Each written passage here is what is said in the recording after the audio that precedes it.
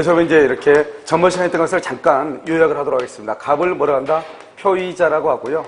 을을 뭐라 한다? 상대방이라고 얘기하는 것이죠. 그래서 갑이 을한테 1억 원에 사라고 청약을 하고 을이 1억 원에 산다고 승낙을 하죠. 청약을 뭐라고 표현한다?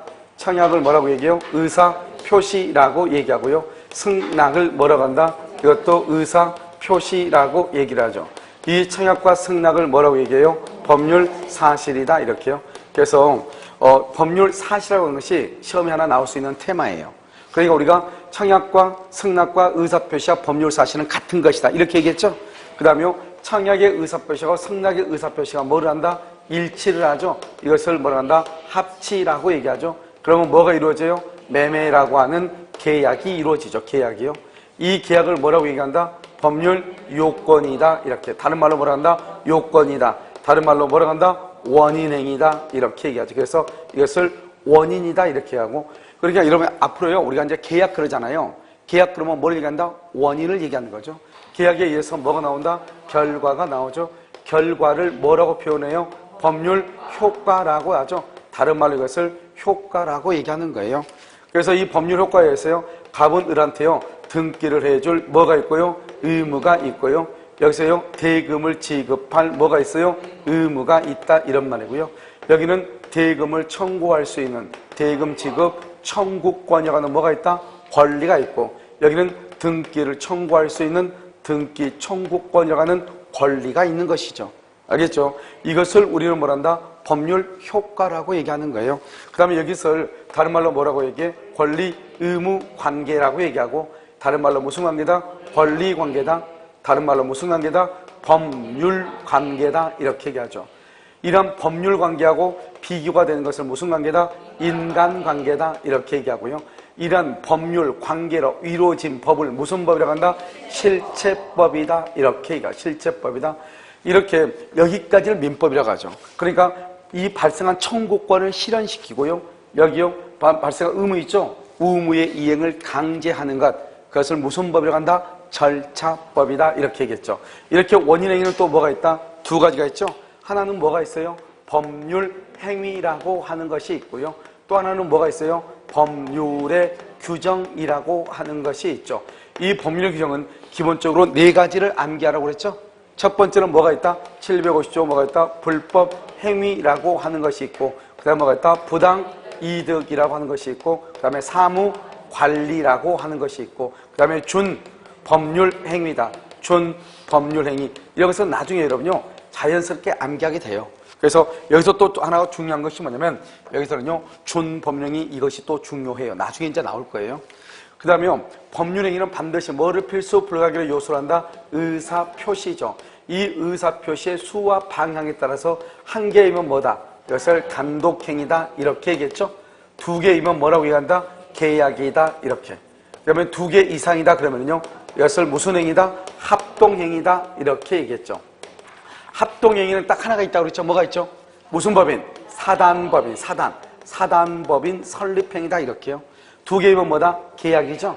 단독은요 상대방이 있는 것이 있고 상대방이 없는 것이 있죠. 상대방이 있는 것, 상대방이 없는 것 이렇게 있는데요. 이 상대방이 없는 것을 먼저 우리가 기본적으로 네 가지를 먼저 보자 이 말이죠. 상대방이 없는 건 뭐가 있죠? 먼저 유원이 있고, 그 다음에 유증이 있고, 무슨 법인? 재단법인 설립행위가 있고, 그 다음에 또 뭐가 있다? 소유권의 포기. 여러분 이 정도만, 점유권의 포기도 있는데 그냥 소유권의 포기 이 정도만. 지금은요 그 다음에 상대방이 있는 것이 있죠. 상대방이 있는 것은 뭐가 있어요? 먼저 세 가지. 해제하고, 그 다음에 해지하고, 그 다음에 뭐가 있다? 취소 이렇게. 나중에 나 알게 돼요. 그 다음에 동의라고 하는 것이 있고요. 그 다음에 여기서 또 뭐가 냐면 채무자가 하는 거 퉁치는 걸 뭐라고 그랬죠? 상계라고 했죠? 그 다음에 채권자가 하는 걸 뭐라 한다? 면제라고 하고요. 나중에는 무권대리에서 배울 거예요. 추인권하고 철회라고 하는 것이 있어요. 철회. 알겠죠? 이렇게 있단 말이죠.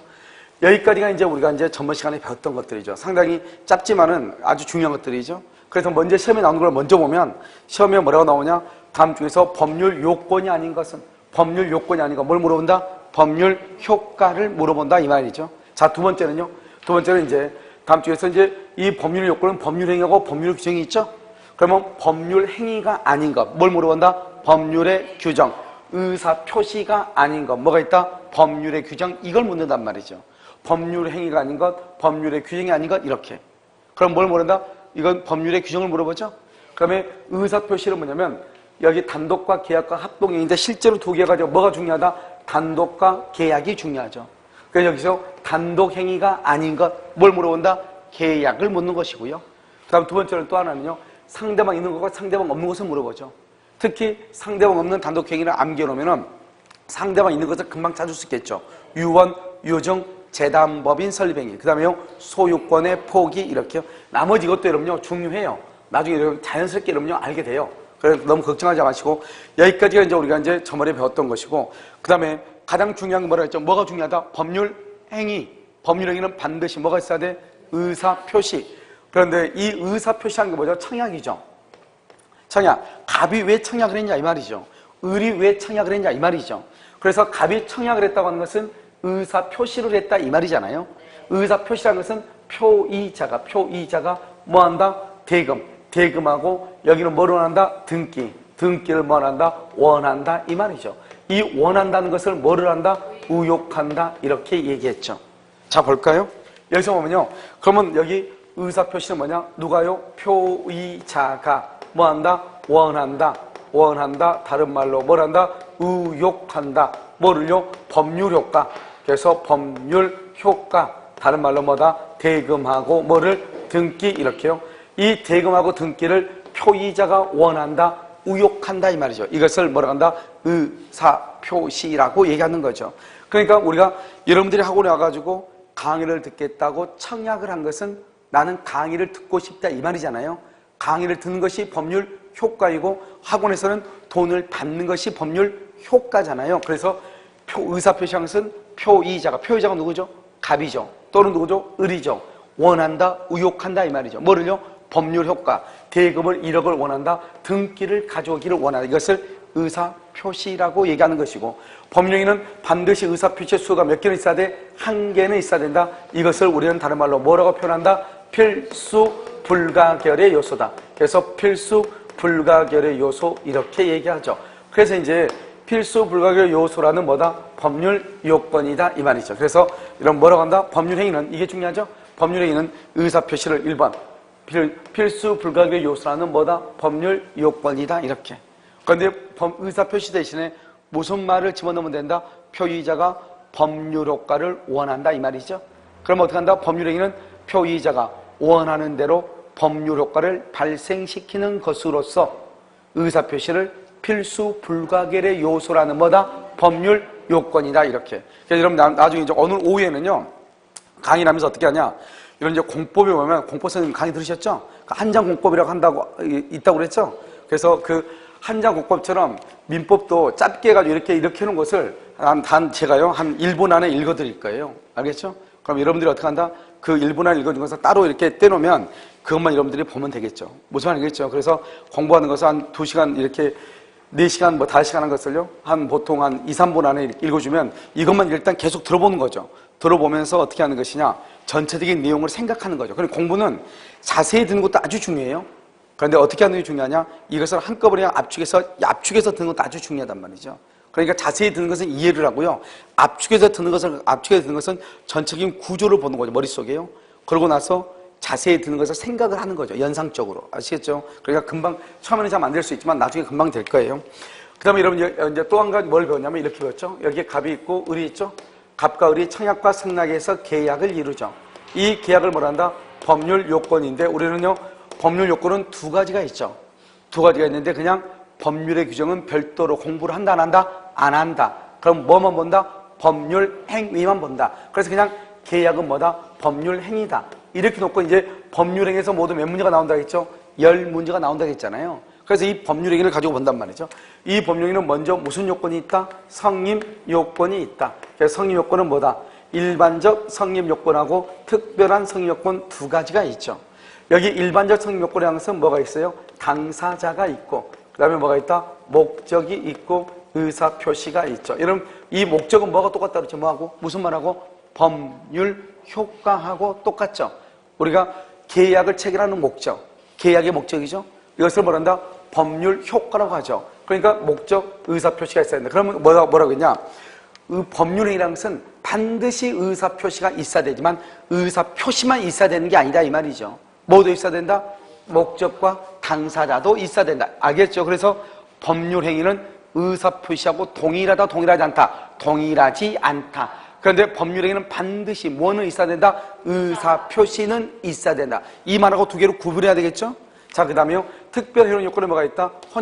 혼인의 경우는 뭘 해야 되고? 신고를 해야 되고요. 법인과 같은 경우는 뭘 해야 된다? 등기를 해야 된다. 이런 모든 요건을 다 갖췄을 때 법률행위가 뭘 한다? 성립했다고 얘기하고, 갖추지 않으면 뭐를 얘기한다? 불성립이다. 불성립은 뭐다? 꽝이다 이 말이죠. 일단 법률행위가 성립하죠. 성립했으면 이제는 여기서 뭐를 본다? 효력 요건을 보는 것이죠. 효력 요건이요. 그래서 오늘부터 이제 우리가 공부할 것은 여기 효력 요건에 관한 것을 본다 이 말이죠. 그래서 효력 요건은요, 마찬가지죠. 일반적 효력 요건이 있고요. 그 다음에 뭐가 있다? 특별한 효력 요건이 있죠. 이 특별한 효력 요건은 뭐가 있어요? 네 가지를 기본적으로 알아야 되겠죠. 첫 번째 뭐가 있다? 대리권이 있어야 되죠. 그 다음에 토지거래 허가가 있어야 되죠. 그 다음에 여기 뭐가 있다? 조건이 성취되고 기한이 있죠.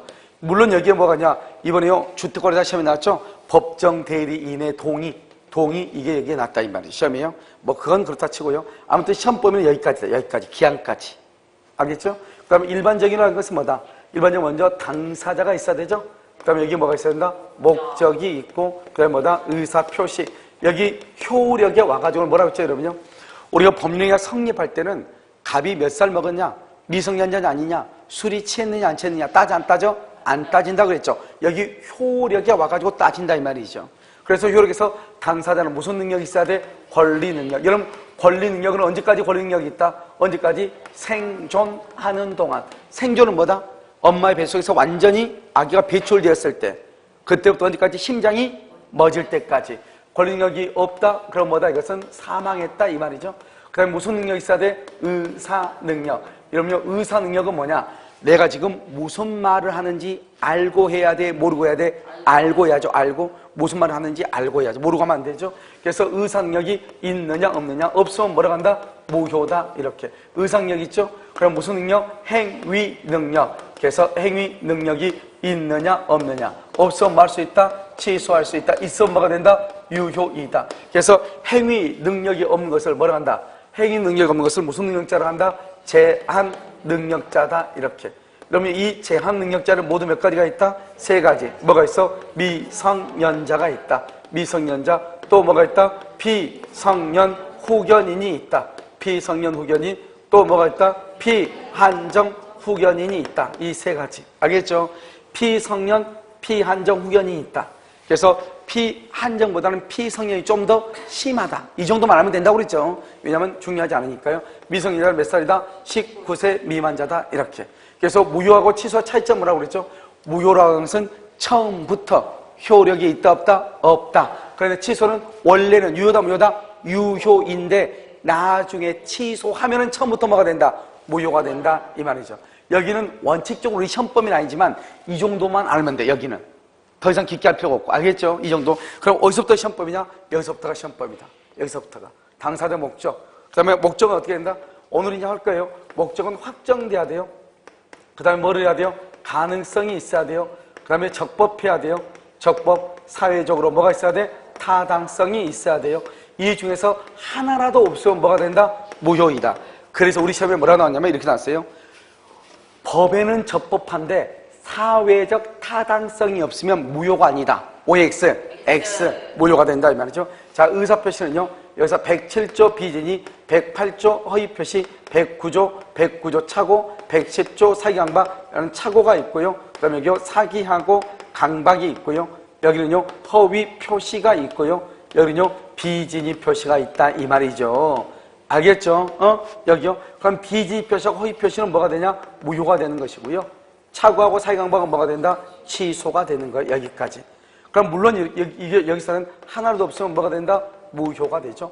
그러니까 우리가요 딱 보면 이 모든 요건을 다 갖추면 유효라고 그래. 알겠죠? 모든 요건 중에서 하나라도 없으면 뭐라고 그래? 무효라고 그래. 그런데 취소만 봐. 취소는 제한 능력자고 착오, 사기, 강박 이것만 취소예요. 그러니까 뭐냐면 봐. 내가 지금 얘기하는 것은 뭐냐면 효력 요건을 일단 암기해야 되겠죠. 암기하고 난 다음에 어떻게 하는 것이야? 봐. 모든 요건을 갖춘다. 그러면 뭐가 된다? 유효. 알겠죠? 갖추지 않는 하나도 없다. 그러면 무효. 이렇게 암기해. 알겠죠? 효능 요건을 다 갖췄다. 유효. 갖추지 못하면 뭐? 무효. 그런데 여기서 한 가지 조심해야 될 게 뭐죠? 취소는 법이 딱 정해져 있어. 취소는 뭐하고? 제한능력자, 차고, 사기, 강박. 다시. 취소는 딱 정해져 있어. 법에. 140조에 딱 정해져 있어. 140조에 뭐라고 되어 있냐? 제한능력자, 차고, 사기, 강박. 그러니까 우리가 효력 요건에 관한 것을 어떤 것이 무효고 어떤 것이 취소 그러면 골치 아프잖아요. 그럼 어떻게 하면 되냐? 일단 효력 요건을 다 갖추면 유효. 갖추지 못하면 무조건 뭐? 무효. 취소는 제한능력자, 차고, 사기, 강박. 알겠죠? 이것만 빼고는 전부가 다 갖추면 유효, 갖추지 못하면 무효. 이렇게 딱 아시면 돼. 무슨 말인지 알겠죠? 여기까지가 우리가 뭐냐? 전문 시간까지 했던 것이고 상당히 어려운 분야예요. 알겠죠? 그러니까 여러분들이 하루아침에 되지는 않을 수 있어도 되도록이면 빠른 시간 안에 이것을 뭘 해야 되냐? 암기를 해야 되겠죠. 그래서 이것이 원용도 여러분들이 이것이 구조적으로 암기가 되면은 공부는 지금부터 시작되는 것이고 오늘부터 이제 공부하는 것은 뭐냐? 여기에 효능요건. 효능요건 이것만 가지고 계속 공부할 거예요. 그래서 우리 민법 총칙이 처음부터 어디서부터 시작되냐? 확정성, 가능성, 적법성, 사회적 타당성 여기서부터 시작한단 말이에요. 여기서부터. 알겠죠? 여기서부터. 그래서 이걸 가지고 지금부터 설명을 해요. 됐죠? 그래서 지금부터 우리가 한번 보도록 그렇게 하겠습니다. 어디를 보냐면 이제 목적의 확정성, 가능성, 적법성, 사회적 타당성 이것을 가지고 설명하는데 지금부터 이제 우리가 이것을 전부를 다 얘기할 수는 없잖아요. 그래서 이제 짧게 지금부터 얘기를 한단 말이죠. 어떻게 하면 먼저요 이렇게 여기서 갑이 있고 여기 을이 있죠. 그러면 갑이 청약하고 을이 승낙을 했다 이 말이죠. 청약과 승낙에서 합의가 있어 뭐가 이루어진다? 계약이 이루어지죠. 이렇게 짧게 쓴단 말이죠. 계약은 뭐다? 법률 요건이죠. 법률 요건은 두 가지. 하나는 법률 행위, 또 하나는 법률의 규정. 그런데 우리는 뭐는 생각하지 않는다? 법률의 규정은 생각하지 않고 뭐만 한다? 법률 행위. 그래서 법률 행위만 가지고 얘기한다 이 말이죠. 법률 행위. 법률 행위는 무슨 요건이 있다? 무조건 성립 요건이 있죠. 성립 요건은 중요하지 않아요. 알겠죠? 그 다음에 여기 무슨 요건이 있다? 효력 요건이 있다 이 말이에요. 효력 요건이요. 이 효력 요건에는 뭐가 있어요? 먼저 일반적 효력 요건이 있고 특별 효력 요건 이렇게 있죠. 일반적은 뭐가 있다? 먼저 당사자가 있죠. 당사자, 권리 능력, 의사 능력, 행위 능력이 있을 것. 그 다음에 여기 오늘 설명할 게 목적이란 말이죠. 목적은 먼저 뭐가 돼야 돼요? 먼저 확정할 수 있어야 돼. 그 다음에 가능성이 있어야 돼. 그 다음에 뭐가 있어야 돼? 적법해야 돼. 사회적으로 뭐가 있어야 돼? 타당성이 있어야 돼. 이렇게. 됐죠, 지금? 그럼 여기 뭐가 있다? 의사 표시가 있고. 그 다음에 여기는 특별한 뭐가 있다? 뭐가 있어야 돼? 대리권이 존재할 것. 토지거래 허가가 있을 것. 조건하고 기한. 이렇게. 그래서 여기까지가 딱 민법 총칙이요. 다시. 법령에는요, 무슨 요건과 무슨 요건이 있다? 성립 요건과 효력 요건. 효력에는 일반적과 특별히 있다. 그래서 일반적은 당사자 목적 의사표시다. 당사자는 무슨 능력? 권리 능력, 의사 능력, 행위 능력이 있을 것. 권리 능력이 없으면 뭐다? 사망. 의사 능력이 없으면 뭐다? 무효. 행위 능력이 없으면 뭐다? 취소. 행위 능력이 없는 사람을 뭐라 한다? 제한 능력자. 몇 가지가 있다? 세 가지. 뭐가 있다? 미성년자, 피성년, 피한정이다. 알겠죠? 그 다음에 목적은 확정, 가능, 적법, 사회적. 순서대로 암기해야 돼, 이거. 순서대로 확정, 가능, 적법, 사회적 타당성. 사회적 타당성이요. 사회적 타당성. 알겠죠? 그 다음에 여기요. 의사표시죠? 의사표시는 뭐다? 107조, 108조, 109조, 110조. 그 다음에 대리권이 있을 것, 토지거래 허가가 있을 것, 조건, 기한, 이렇게. 여기서 이제 첫 번째 이제 뭘부터 보는 것이냐? 여기서부터 이제 봐. 목적이란 건 뭐다? 목적은 법률 효과죠. 법률 효과는 뭐다? 대금하고 뭐가 된다? 등기죠. 이러면 우리가 아파트를 분양받죠. 아파트 분양받으면 어때요? 계약서 쓰는 날 아파트가 나와 등기를 할 수 있어요? 아니죠. 몇 년 뒤에 나오죠. 그럼 그 몇 년 뒤가 뭐냐? 그 사람들이 언제까지 등기를 해주겠다고 얘기를 하죠. 2년 뒤에 2020년 12월 30날 등기를 해주겠다. 그러면 등기를 해줄 수 있는 것은 언제까지만 등기를 해줄 수 있으면 된다? 2020년 12월 30날까지만 건물이 완공돼서 나한테 등기해 줄 수 있으면 되죠. 그러니까 우리가 등기는 지금 계약할 때는 없어도 된다 이 말이죠. 지금 계약할 때는 건물이 없어도 된다 이 말이죠. 그러면 언제까지? 왜냐하면 등기가 바로 건물이잖아요. 그러면 언제까지 있으면 된다? 확정은 먼저 여기요, 계약 체결 시, 계약 체결 시의 것은 아니고, 언제게요? 이행기까지. 이행기까지, 이렇게, 이행기. 그럼 이행기가 뭐냐? 이행기가 바로 등기를 해줄 수 있는 날을 얘기해. 등기를 해줄 수 있는 날. 그러니까 2020년 언제다? 12월 30날 이 말이죠. 그때까지만 등기를 해줄 수 있으면 된다 이 말이죠. 자, 두 번째는요, 가능성이죠. 우리가 이제 가능하다는 말이 무슨 말이냐? 이걸 봐봐. 사회통념이라고 얘기를 해. 그럼 사회통념이라고 하는 말의 뜻이 뭐냐? 이런 것이에요. 그럼 우리가 이제 뱃놀이를 하다가요, 한강에서 귀걸이가 빠졌단 말이죠. 여자친구예요. 그럼 우리가 귀걸이가 한강에 빠지면 우린 것을 찾을 수 있다고 생각을 해요? 찾을 수 없다고 생각을 해요? 찾을 수 없다고 생각을 하죠. 만약에 귀걸이가 빠졌는데 우리 내일 찾으러 오자. 그러면 그 남자친구하고 더 이상 사귀면 된다, 안 된다? 안 되는 거죠. 왜? 개념이 없는 거잖아요, 이건요. 알겠죠? 그러니까 우리는 정주영 같은, 정주영이잖아요, 정주영. 아산만 막듯이 정주영은 앞에하고 뒤하고 배로 막아가지고 한강에 물 더 이상 들어오지 못하게 하고 양수기는 물 다 퍼내고 찾으면 한 3년 안에 찾을 수 있겠죠. 그렇잖아요. 그런데 현실적으로는 가능이다, 가능하지 않다. 가능이다, 불가능이다, 불가능이죠. 그러니까 우리가 가능이냐, 가능하지 않느냐는 것은 사회 통념에 의해서 결정하는 거예요. 이런 봐봐. 우리가 포항제철 보면 용광로 있죠. 용광로는 뭐 몇 층도거든요. 거기에 만약에 어떻게 하다가 거기 일을 하다가요, 인부가요, 거기에 빠졌다, 용광로에. 그럼 우리는요, 살았다고 한다, 죽었다고 한다? 죽었다고 하지. 그 사람은요, 야, 그 사람 살았을까? 이렇게 생각하면 안 되죠. 알겠죠? 그게 뭐다? 사회 통념. 왜? 몇 천도의 용광로 속에 들어가면요, 사람이 형체가 있어 없어? 없어지죠. 그런 것을 사회 통념이라고 얘기하는 거예요. 누구나 그렇다고 생각하는 거. 알겠죠? 그러면 이 사회 통념에 따라서 뭐냐? 가능하고 불능하고 이렇게 얘기하죠. 가능과 불능으로 이렇게 얘기하는 거죠. 알겠죠? 그래서 가능과 불능이니까요. 이 불능이라고 하는 것도 어떻게 하냐? 불능은 성립 당시를 기준으로 해가지고 원시적 불능하고요. 그 다음에 후발적 불능하고 또 이렇게 나누어져. 다시 여러분요. 자, 우리가 확정성, 가능성, 적법성, 사회적 가능성이죠? 확정은 언제까지 확정돼야 된다? 이행기까지. 가능은요? 가능하냐, 불능이냐는 것은 어떻게 판단하냐면 사회 통념이다. 이런 봐.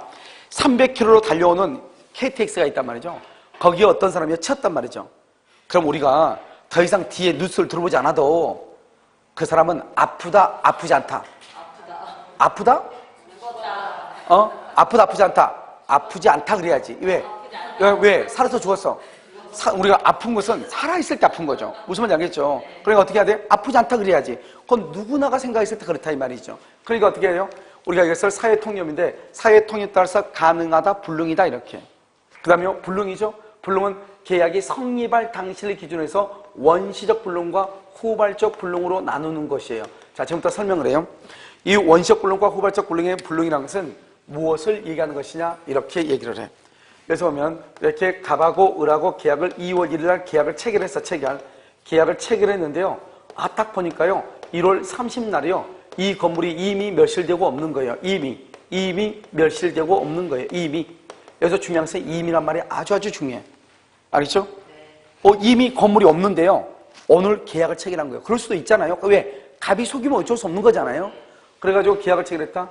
그럼 계약을 체결하기 전에 건물이 없어졌죠? 이것을 뭐라고 표현한다? 원시적 불능이다 이렇게 표현해. 원시적 불능이다 이렇게. 여러분 광고를 하나 해야 되는데요. 이런 목요일 날 있죠? 목요일 날 세법 강의는 6주만 강의를 해요. 왜냐면 6주만 해도 세법은 충분히 다 강의를 하니까요. 그래서 6주만 하고요. 대신에 뭐냐면 민법을 보강을 해요. 그래서 우리가 6주 민법은 양이 너무 많은데 학생들한테 뭐 다른 날 이렇게 일요일 날 나오라고 할 수는 없는 거잖아요. 그래서 6주 강의하고 나머지 시간은 무조건 민법을 해요. 그러니까 세법은 첫째부터 지금 첫째 하루 했죠? 그러니까 아주 앞으로 이제 5주만 하면 세법 강의가 다 끝나요. 그럼 마지막 주는 민법을 강의를 해요. 그래서 항상 이제 하기 전에 민법 강의하기 전에 한 주가 전에 공고를 하고 다시 여러분한테 뭐냐면 문자 메시지가 다 갈 거예요. 무슨 말인지 아시겠죠 지금? 그래서 하고 만약에 9주 같은 경우가 있으면 세법은 6주라고요. 민법을 3주를 더 보강을 해요. 이해되셨죠 지금? 오케이. 자요. 그래서 원시적 불능이고요. 이 원시적 불능일 때는 무슨 이익을 배상한다? 신뢰 이익을 배상을 해요. 신뢰 이익이요. 이런 봐봐. 신뢰라고 하는 말의 뜻이 뭐냐? 신뢰가 뭐죠? 믿을 신자. 믿었다 이 말이잖아요. 무슨 말이냐면 봐. 을이라고 하는 사람이요. 갑이 자기 집을 1억 원에 판다고 하니까 1억 원을 사기 위해서 이 사람이요. 마음이 결정을 하고 그 다음에 어떻게 하죠? 갑한테 물어보겠죠. 내일 당신 2월 1일 날 반드시 계약 체결할 겁니까? 당신한테 반드시 팔겠다. 그러면 내가 그러면 대출을 받겠다. 그래서 어떻게 해요? 이 사람은요. 다른 임야를 대출받고 임야를 담보로 대출받고 자기의 아파트를 담보로 또 대출받고 그래서 대출받아서 대출 이자가 지금 나가고 있을 거 아니에요? 왜? 계약금, 중도금, 잔금을 줘야 되니까요. 그랬는데 갑자기 계약을 딱 체결하고 보니까 건물이 없는 거예요. 처음부터 건물이 없는 걸 알았으면요. 계약을 했다 안 했다? 대출 받아 안 받아? 안 받겠죠. 그러니까 그런 대출 이자 있죠. 대출 이자. 이런 대출 이자를 뭐란다? 신뢰이익이라고 하죠. 그러니까 누구 때문에 지금 대출 이자가 나가고 있는 거죠? 갑 때문이죠. 그러니까 계약이 지금 갑 때문에 계약이 지금 무효가 된 거죠. 그래서 갑은 을한테요. 을이 은행으로부터 대출받은 이자, 그 이자 상당의 손해를 갑이 을한테 배상을 해야 되죠. 그것을 뭐라고 표현한다? 신뢰이익이라고 얘기해요. 그래서 암기해야 돼. 자, 봐. 원시적 불능은 계약이 체결되기 전에 건물이 멸실된 거죠. 그 말을 한마디로 말한다. 이미 멸실. 이미요. 서울시의 토지가 수용됐어. 수용됐다는 것은 서울시 것이다 이 말이잖아요. 그런데 그걸 숨기고 나하고 다시 계약을 했다 이 말이죠. 그것은 무슨 불능이다? 원시적 불능. 원시적은 무슨 얘기다? 신뢰. 하나의 세트야 이건. 나한테 왜 신뢰이익이라고 했냐? 그건 나한테 묻지 말고 법률 용어니까. 알겠죠? 그러니까 어떻게 하냐? 내가 그것이 왜 신뢰이익이란 말이 뜻이 뭐다는 걸 설명하지만 이미 정해진 법률 용어를 내가 어떻게 하겠어요? 그러니까 봐. 계약을 체결하기 전 그것을 말한다. 이미. 그걸 무슨 불능? 원시적. 무슨 이익? 신뢰이익. 신뢰이익은 뭐다? 대출 이자. 이 정도로 딱 생각하고 있으면 되죠. 됐죠 지금? 자, 두 번째는요. 계약이 체결되고 난 다음에요. 3월 1일 날을 뭐란다? 등기를 해주기로 해서 그것을 이행기 또는 그것을 변제기라고 얘기해요. 3월 1일 등기를 해주기로 했다 이 말이죠. 그런데 여기에서요.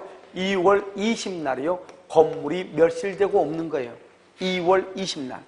그러니까 계약을 체결할 때는 건물이 있었다 이 말이죠. 체결하고 난 다음에 건물이 없어질 수도 있죠. 왜?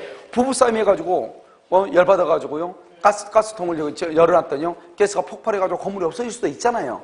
원시적이다 후발적이다. 이것을 후발적 불능이다 이렇게 얘기하죠. 후발적은 뭐냐? 이행, 이익, 배상이다 이렇게 얘기해. 이행이 이것을 뭐란다? 전매, 차익이라고 얘기하는데요. 자 봐요. 을이요 갑의 건물이요 1억 원에 샀단 말이죠. 그런데 갑자기 병이 나타나서 뭐라 하냐? 야, 그 건물 나한테 팔지 이렇게 얘기해.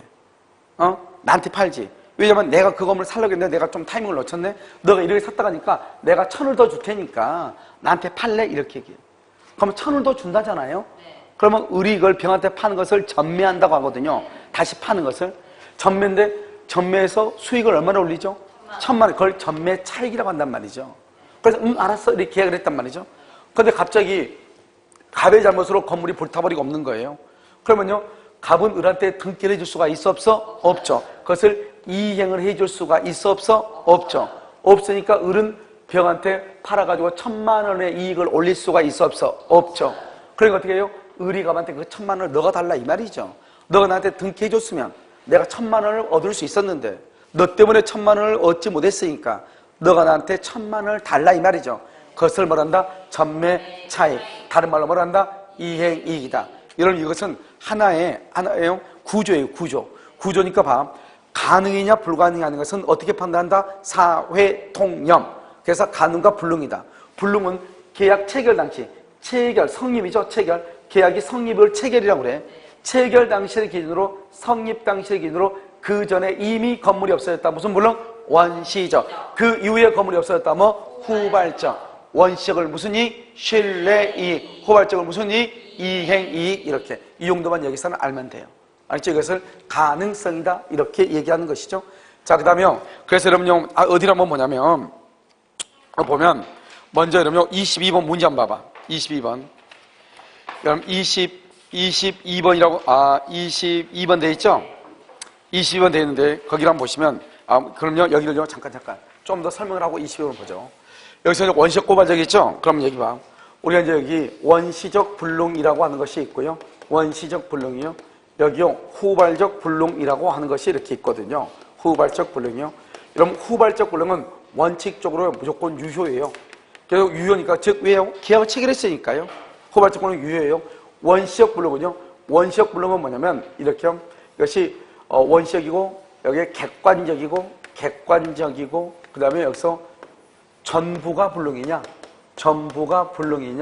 또는요, 일부가 불능이냐, 이런 차이가 있어요.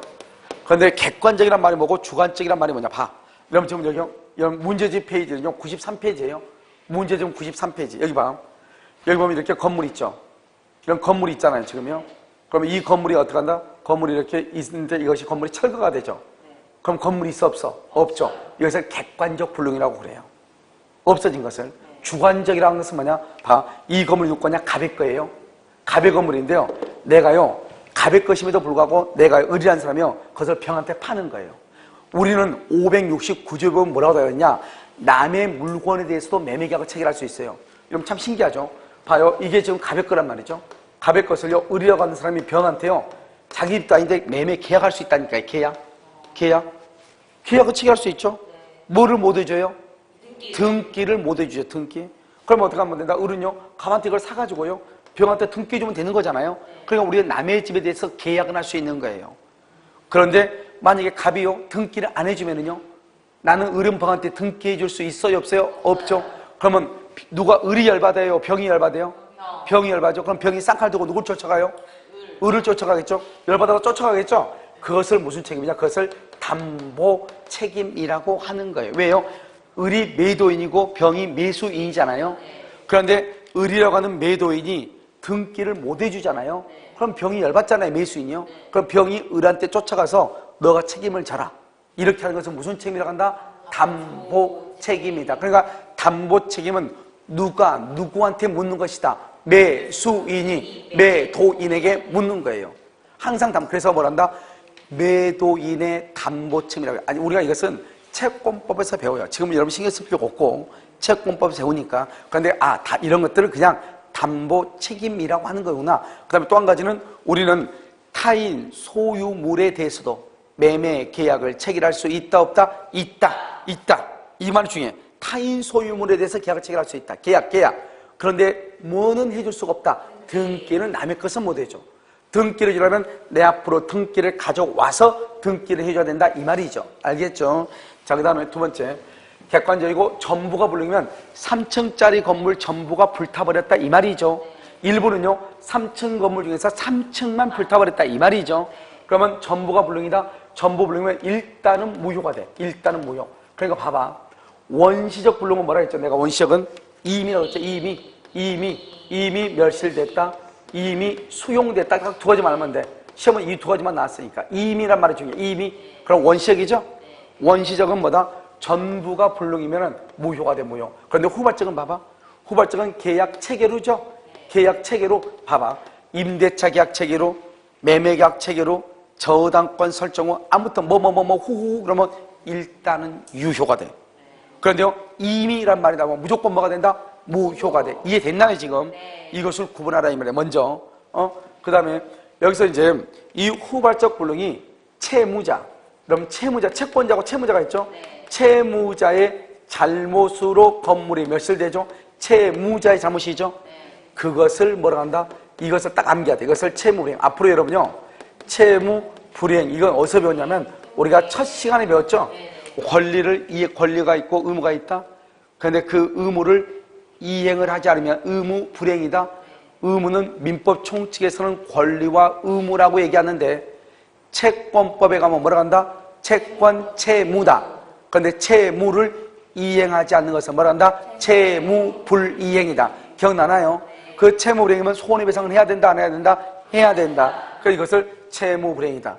채무 불이행이 있으면 계약을 해제하고요, 원상 회복을 청구하고요, 원상 회복이요, 그다음에 손해배상을 청구하는 것이에요. 딱 세 가지 항상 채무불이행. 그런데 여기서 여러분요, 앞으로 수도 없이 나온 게 채무불이행이에요. 채무불이행은 반드시 3박자가 맞아야 돼. 첫 번째 후발적이다.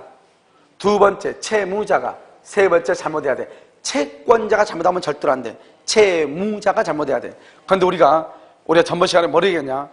아무 말이 없으면 채권자하고 채무자를 뭘 가지고 기준으로 판단한다? 채권자, 채무자는 그것은 물건을 가져간다. 물건, 건물을 넘겨줄 사람. 이 사람을 뭐란다? 매도인이죠. 그 다음에 이 사람을 뭐란다? 매수인이죠. 물건을 기준으로 해가지고 물건을 넘겨줄 사람. 누가 넘겨주죠? 갑을 뭐란다? 매도인을 뭐란다? 채무자라고 얘기하고, 물건을 넘겨받는 사람 누구죠? 매수인을 이 사람을 한다? 채권자라고 얘기하는 거야. 아무 말이 없으면. 알겠죠? 그러니까 우리가 민법에서 이제 용어 정리니까 다시 한번 여러분요, 나중에 정리 한번 할 거예요. 오후에요. 우리가 채권자하고 채무자가 있잖아요. 그러면 어떤 사람은 채권자라고 어떤 사람은 채무자라고 할 것인가 이 말이에요. 여러분 생각을 해봐. 갑의 입장에서는요, 등기를 해주면은 채무자죠. 돈 받으면 뭐가 돼? 돈 받으면 채권자가 돼. 이 사람은요, 돈 줘야 되죠. 매수인은 돈을 주면 뭐다? 채무자. 등기를 받으면 뭐다? 채권자잖아요. 받으니까. 주면은 채무자, 받으면 채권자죠. 그러니까 어떤 경우에 이 사람은 채무자라고 채권이라고 헷갈리잖아요. 그래서 우리 법에서는 약속을 했단 말이죠. 아무 말이 없죠. 아무 말이 없으면 매도인을 뭐라 한다? 채무자. 매도인은 등기를, 물건이니까 등기를 넘겨주니까 채무자. 매수인은 물건을 넘겨받으니까 뭐다? 채권자. 이렇게 약속을 했단 말이에요. 그러니까 앞으로 우리가 이제 민법에서 내가 채권자는 채무자는 이렇게 얘기하면, 채권자는 누굴 얘기한다? 매수인. 채무자는 누굴 얘기한다? 매도인을 얘기한다 이 말이죠. 알겠죠? 자, 이렇게. 그래서 채무자가 잘못했을 때를 채무불이행이라고 한다. 왜? 채무자는 누굴 얘기한다? 매도인. 그 다음에 여기서는 채권자가 잘못한 거, 채권자가 잘못한 경우가 있죠. 잘못으로 건물이 멸실된 경우가 있어. 아직 우리가 배우진 않았지만 이것을 우리가 나중에요, 채권법에서 배워요. 이것을 위험부담이라고 얘기해요. 이 정도만. 여기서 위험부담 이렇게. 알겠죠? 그 다음에 여기서 또 한 가지는요, 쌍방, 두 사람 다 쌍방이 잘못이 없어. 쌍방이 잘못이 없다는 것은 천재지변이죠. 태풍에 의해서 건물이 멸실됐다. 이것을 우리는 뭐란다? 이것도 위험부담이라고도 얘기하고요. 그럼 이것을 대상청구권 이렇게 얘기해. 대상청구권 이렇게. 한번 볼까요? 대상이란 말이 무슨 말인지 한번 봐봐. 지금요, 이 건물에 대해서요, 갑하고 을하고 계약을 했어요. 갑하고 을하고 건물에 대해서 계약을 했어요. 근데 문제는 뭐냐면, 이 건물에 대해서 1억 원에 계약했는데요, 이 건물이 화재로, 방화로 불타버렸단 말이죠. 그런데 여기에 마치 화재 보험금이 들어있는 거예요. 그 화재 보험금이 1억 5백이 나온 거예요. 1억 5백. 그럴 수 있잖아요. 그러면 을은 어떡한다? 을은요, 갑한테요, 너 1억 5백 달라는 거예요. 왜냐면 건물 대신에 나온 거죠. 건물 대신에 화재 보험금이 나왔죠. 그 화재 보험금을 뭐라 한다? 대상이라고 해요. 대신 상으로 받은 거 이런 뜻이에요. 대상. 화재 나오면 화재 보험금 나오죠. 그걸 대상이라고 그래. 그럼 내가 너하고 계약을 했는데 니네 집 1억 원에 나 돈 1억 줄 테니까 너 화재 보험금 1억 5백 받았지? 그럼 1억 5백 줘. 그럼 내가 얼마가 이익이에요? 500 이익이죠. 그러니까 그거 달라는 거예요. 만약에 화재 보험금 9천 나왔어. 그러면 뭐를 하겠어? 내가 대상청구권 행사하겠어? 안 하겠어? 안 하겠죠, 당연히. 손해니까. 알겠죠? 그러니까 대상청구권은 언제나 행사하는 것이 아니고 나한테 이익이 될 것 같으면 한다, 안 한다? 하죠. 그러니까 여기서 말하는 것은 대상이라고 하는 말의 뜻이 뭐냐 이 말이죠. 그것은 건물이 멸실되고 어떤 이유로 화재로 또는 태풍에 의해서 허리케인이 우리나라 왔다 해봐. 그래서 건물을 썰어버렸단 말이죠. 그랬더니 국가에서요, 한 집당 얼마씩 보상을 해줘. 그럼 그 보상금을 뭐란다? 건물이 없어지고 대신 나온 거죠. 그것을 뭐란다? 대상이라고 얘기하는 거예요. 이해됐죠? 내가 지금 얘기하는 것은 뭐냐? 우리가 여러분 상당히 어려운 말이 이게요. 나중에 어려운 말인데 구조니까 이걸 어쩔 수 없어. 암기해야 돼. 왜냐? 내년 3월 달에 공부를 하든 어쩌든 암기를 해야 될 거란 말이에요. 구조가. 원시적과 후발적이 있다. 후발적은 채무자가 잘못했느냐, 채권자가 잘못했느냐, 쌍방이 잘못이 없느냐에 따라서 달라진다. 후발적은 일단 유효이다, 무효이다. 유효이다. 후발적은 무조건 유효이다. 이 말이 중요해요. 그런데요, 후발적에서 무조건 유효인데 여기 보면 채무자가 잘못한 걸 뭐라 한다? 채무불이행이다. 채무불이행은 계약을 해제하고 원상 회복을 청구하고 손해가 있으면 손해배상 청구할 수 있다. 채권자가 잘못한 것을 뭐라 한다? 위험부담. 쌍방이 잘못이 없는 것을 뭐라 한다? 위험부담 또는 뭐라 한다? 대상청구권. 이 정도만 알면 돼. 그런데 문제는 뭐냐? 내가 지금 얘기하려는 건 뭐냐면 이게 지금 다 후발적 불능과 관계되잖아요. 이런 후발적 불능은 무조건 유효란 말이죠. 원시가 무조건 무효란 말이죠. 원시가 무조건 임이란 말이 나온단 말이죠. 알겠죠? 근데 이 후발적 불능에서 보면, 후발적 불능 체형 불행 하나, 둘, 셋, 넷, 다섯, 여섯 개, 6가지가 있잖아요. 그런데 원시적 불능은 뭐냐? 전부가 불능일 때 535조의 계약 체결상의 과실 책임이라고 하는 것만 있는 거예요. 자, 그럼 봐봐. 계약을 체결상의 과실인 사람은 책임을 진다. 무슨 말이냐? 말이 되게 길죠? 되게 길어도 되게 간단한 말이에요. 계약을 체결하는 상은 뭐냐? 과정에서 잘못이 있는 사람은 책임을 져야 된다 이 말이죠. 아직 계약 체결했다 안 했다? 원식이니까 계약 후발적이야지 계약을 체결한 거잖아요. 원시적이라는 말은 아직 계약을 체결했다 안 했다? 안 했다는 거죠. 뭐냐면 독일에서 있었던 사건이에요. 먼저 융단 사건이라고 하는 것이 있는데요. 이제 갑이 의리한 사람 손님이 왔어요. 그래서 그 손님을 데리고 가서 융단을 보여주는 거죠. 융단이 여러분 알죠? 이렇게 천 이렇게 감아져 있는 거, 이렇게 감아져가지고 이렇게 둥글둥글해 이렇게 쌓여 있잖아요. 이걸 보여주면서 이걸 갖다 빼가지고 보여준다고 보여주다가 이게 쏟아진 거예요. 쏟아져가지고 고객이 아직 계약 체결해서 안 했어. 안 했죠. 물건 보여주고 있죠. 그래서 고객이 다친 거예요. 아직 계약도 체결 안 했는데 고객이 다친 거란 말이죠. 그럼 이걸 누군가가 손해를 배상해야 될 거 아니에요? 판례가 말했냐? 아직은 계약을 체결하지 않았다. 즉 계약을 체결하는 과정에 있다. 하지만 계약을 체결 준비 단계에서부터 계약이 완성되는 단계까지는 상대방 서로가 서로한테 보호할 서로를 보호해줄 의무가 있다 이 말이죠. 그런데 물건을 보여준 사람이 물건을 보여주는 과정에서 상용 과정에서 잘못을 해서 상대방한테 손해를 입혔죠? 그러면 그 손해를 배상해야 돼, 안 해야 돼? 해야 돼. 그것을 뭐라고 표현한다? 계약 체결상의 과실. 잘못이 있어야 돼. 잘못 없이 자기 혼자 걸어오다가 미끄러졌어. 그건 내 잘못이 아니잖아요. 알겠죠? 자기 혼자 걸어오다가 잘못 봐가지고 모서리 박혔어. 그건 내가 잘못이 아니잖아요. 그런데 계약을 체결하는 과정에서 잘못이 있을 때만 책임을 진다. 여기서 문제. 신뢰이익 배상 책임을 진다. 이행이익 배상 책임을 진다. 신뢰이익. 왜 신뢰이익일까요? 무슨 말이야? 여기 봐. 쭉 따라와. 쭉 따라와. 무슨 불능이다? 원시적. 여기 원시가 무슨 불능이다? 무슨 이익이다? 신뢰이익이니까 신뢰이익 배상을 하는 거죠. 무슨 말인지 알겠죠? 무슨 이익 배상이다? 신뢰이익 배상. 다시. 자, 어려운 건 아니고 여러분들이 처음 들으니까요. 어렵게 느껴지는 거예요. 이것은 나중에 여러분들이 공부를 3월달 정도 하다 보면 누구나가 다 아는 거예요. 자연스럽게요. 그런데 처음에는 어렵게 느껴지죠. 구조니까. 지금 우리가 뭐라고 했냐? 건축에 뼈대를 지금 짓고 있잖아요.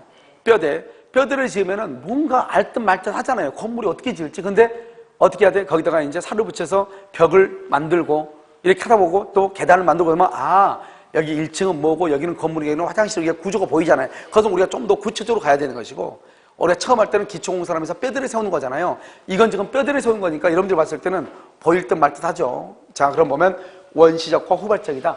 원시적은 뭐다? 이미 멸실, 이미 수용. 알겠죠? 어제요, 딸내미가요, 작은 딸내미가 어제 이미 먹어버렸어. 샌드위치를. 그런데 엄마는 그것도 모르고 뭐란다. 작은 애한테 뭐란다. 야, 샌드위치 먹고 가. 이 말하고 똑같죠? 있어, 없어? 없다. 그럼 뭐다? 원시적이다. 이 말이죠. 이해됐죠? 원시적 불능이다. 이렇게요. 그 다음에 객관적이고, 전부가 불능이면 유효이다, 무효이다? 무효. 그런데 예외적으로 뭐가 될 수 있다? 계약 체결상의 과실 책임. 이때 계약 체결상 과실 책임은 무슨 이익을 배상한다? 여기서 무슨 이익이다? 신뢰 이익을 배상한다. 왜? 무슨 불능이니까? 원시적 불능이니까. 후발적은 유효이다, 무효이다? 유효. 후발적은 유효. 우리가 채권자하고 채무자가 있다. 매도인을 채권자라고 한다. 매수인을 채권자라고 한다. 매수인. 뭘 기준으로 한다? 물건. 딱 기준을 잡아. 물건을 기준으로 매수인을 채권자, 매도인을 뭐라고 한다? 채무자라고 한다. 채무자. 그래서 채무자가 잘못이 있다. 그걸 뭐란다? 채무불이행. 채권자가 잘못인 것을 뭐란다? 위험부담. 아직 설명 안 했어, 위험부담은. 그 다음에 쌍방이 다 잘못 없어. 건물에 대해서 갑을 하고 계약을 했는데 이 건물이 어젯밤 태풍으로 건물이 쓰러진 거예요. 그럼 갑도 잘못 없고 나도 잘못 없잖아요. 알겠죠? 그런 경우는 뭐란다? 위험부담 또는 뭐란다? 대상 청구권. 대상. 알겠죠? 그래서 여러분요, 어디를 보시냐면 자, 문제요. 23번 한번 볼까요? 23번. 여러분 23번 한번 보면 뭐라 나왔죠? 다음 가운데 법률행위의 목적이 후발적 불능 줄고 후발적 불능과 관계가 있다 없다? 없다 없다. 후발적과 관계가 없다잖아요. 여기 한번 봐봐. 후발적은 뭐가 있죠? 후발적은 봐봐. 후발적은 채무불이행, 계약해제, 원상회복, 손해배상, 대상증권, 그 다음에 위험부담 이런 말이 있죠? 그런데 후발적 관계 없는 것보다 계약, 체결사의 과실 책임이죠. 그런 거 혹시 있어? 몇 번? 그래서 2번이 정답이죠. 이런 보면 다른 것은 대상증권 배웠고 위험부담 배웠고 계약이 해제 배웠는데 전보배상 책임 거기 줄고 전보배상 책임 것을 뭐냐 이퀄 손해배상 청구권을 얘기해. 손해배상 이런 봐봐. 전보라고 하는 것이 뭐야? 봐 여기. 왜냐면 이 건물이 1억짜리예요. 1억 근데 왜 책이 없죠? 그럼 학원에서 그 뭐죠? 샘플 있으니까 가져오세요. 샘플. 예. 여기 보면 여러분요 가박을 하고 계약을 했죠. 얼마냐? 1억짜리에 대해서 계약을 했단 말이죠. 1억짜리에 대해서 가박을 하고 계약을 했는데요. 이 건물이요 갑의 잘못으로 쓰러지고 없다 이 말이죠. 그럼 어떻게 돼? 쓰러지고 지금 없죠? 쓰러지고 없으면 어떡한다? 이 의리한 사람이 갑은 걸 우리한테 손해배상을 해야 되겠죠. 자기가 잘못했으니까. 그럼 손해배상할 때 이 건물 얼마짜리죠? 1억짜리. 그럼 손해배상할 때 얼마를 해야 돼? 1억을 해줘야죠. 그러니까 이 건물에 대해서 전적으로 보상을 해줘야 되겠죠? 전적으로 전부 다 보상을 해줘야 되겠죠? 그걸 전보라고 얘기해. 알겠죠? 그러니까 1억짜리면 얼마나 보상해준다? 1억. 5천만 원짜리면 5천만 원. 그것을 전보. 다른 말로 이것을 뭐라 한다? 손해배상 청구권이다. 이런 말이죠. 그런데 이번에 계약 체결상의 과실이라고 하는 것은 원시적 불능에서 나오는 것이다. 이란 말이죠. 알겠죠? 그러면 25번 한번 봐볼까요? 자, 여러분 25번 한번 봤어요? 25번. 매도인의 소유가 아닌 토지에 대해서 책임을 말했죠. 매도인의 소유가 아닌 남의 땅에 대해서 계약을 했다 이 말이죠. 그래서 원시적이다 아니 뭐죠? 이런 경우는 유효이다 무효이다? 아까 우리 남의 물건 봐봐. 남의 물건에 대해서 계약을 체결할 수 있다 없다? 있다. 유효이다 무효이다? 유효. 2번 이미 동그라미 이미 화재로 멸실 동그라미 이미 멸실이죠? 이미 멸실. 이것을 뭐라고 그랬어? 원시적. 유효이다 무효이다? 무효. 그래서 정답은 2번이 되는 거죠. 알겠죠? 무효인 것은 2번이죠. 3번은요. 매매 목적물인 토지의 면적이 계약 면적보다 줄고 다소 부족 거기 줄고 다소 부족 여기 봐봐. 그 다소 부족을 일부 불능이라고 얘기해요. 일부 불능. 알겠죠? 다소 부족한 것을 일부 불능이에요. 그래서 이것은 나중에 여러분 나오는데요. 수량을 지정한 매매라고 하는 것이 있거든요. 여러분 수량을 지정했다는 말이 무슨 말이냐? 이런 말이에요. 평당 수량을 지정했단 말은 평당 100만 원에 100평을 1억 원에 계약을 했다. 평당 100만 원 이 말이 꼭 들어가야 돼. 평당 100만 원 그것을 수량을 지정한 매매라고 그래. 이런 보통 우리가 매매 계약할 때 어떻게 하죠? 이 땅 이거 몇 평이에요? 30평인데요? 이렇게요? 30평? 그럼 우리 뭐라냐? 이거 얼마에 파실까요? 3,000원 받아야 될겠는데요? 그러지 말고 2,500 합시다. 그 2,500 했단 말이죠. 그럼 이것을 수량을 지정한 매매 그건 아니에요. 그런데 30평에 한 줄 알고 샀더니 측량하니까 25평이에요. 그러면 5평 부족한 만큼 돈을 깎아달라고 할 수 있으니까 그건 못해요. 알겠죠? 어떻게 계약을 해야 되냐? 아파트 분양하죠, 아파트. 아파트 분양은 어떻게 해? 평당 얼마 딱 나오죠? 그걸 수량을 지정한 매매라고 그래요. 수량에서 뭐냐면 평이라고 하는 것은 뭐냐면 면적이죠. 면적을 100만 원이라는 것은 뭐냐? 가격이죠, 가격. 100만 원 면적을 가격을 정하는 가장 중요한 요소로 파악했다 이 말이죠. 그러니까요. 수량을 지정한 매매죠. 수량을 지정한 매매, 면적을 가격을 정하는 가장 중요한 요소로 파악했다 이 말이죠. 그러니까 여러분 아파트 보면 평당 1,000만 원, 100만 원 그다죠. 10평이다 1,000만 원이죠. 그런데 실제로 8평밖에 안 된다 이 말이죠. 그럼 얼마를 깎아달라고 할 수 있다? 200만 원을 깎아달라고 할 수 있다. 누구한테? 매수인이. 누구한테? 매도인한테. 그러니까 아까 말했죠? 매수인이 쌍칼 두고 매도인한테 쫓아가는 것을 뭐라고 한다? 담보 책임이다. 이것을 담보 책임이라고 얘기하는 것이에요. 이 담보 책임은 돈을 200만 원 깎아달라 이렇게 얘기하죠? 그러니까 원래는 유효겠어요? 무효겠어요? 유효이고 돈을 깎아달라 이 말이죠. 아니 계약이 무효인데 돈을 깎아달라고 그래요? 계약이 유효인데 그러면 2평이 부족하니까 돈을 깎아달라 이 말이죠. 그것을 우리는 뭐라고 한다? 대금 감액 청구. 다른 말로 뭐라고 한다? 담보 책임이다. 그래서 여러분 담보 책임은 원시적 불능에 있는 거잖아요. 알겠죠? 그래서 여러분 그렇게 보는 것이고.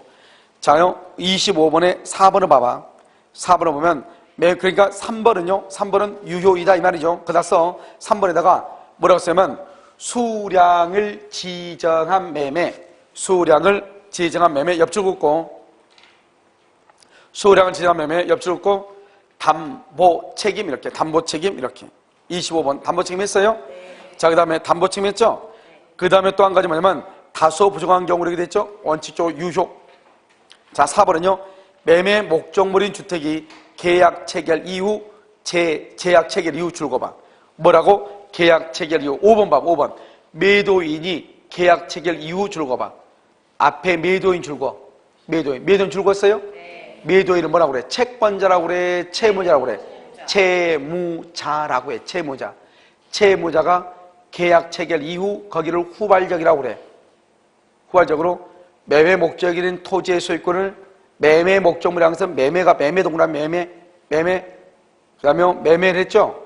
팔고 나서 그 토지의 소유권을 제3자에게 증여 다시 또 증여를 해버렸죠? 그래서 거기다가 맨 끝에다가 이중매매 이렇게 이중매매는 써 옆줄 긋고 원칙 유효예요. 이중매매. 그럼 봐봐요. 갑이요 을한테요 1억 원에 팔았는데요 병이라는 사람이 1,000만 원 더 준다고 자기한테 팔라고 그래. 그럼 다시 또 병한테 팔 수 있다니까요. 알겠죠? 어떻게 하면 된다? 갑은 을한테 책임지면 되죠. 병한테 다시 팔 수 있단 말이야. 그걸 이중매매라고 그래.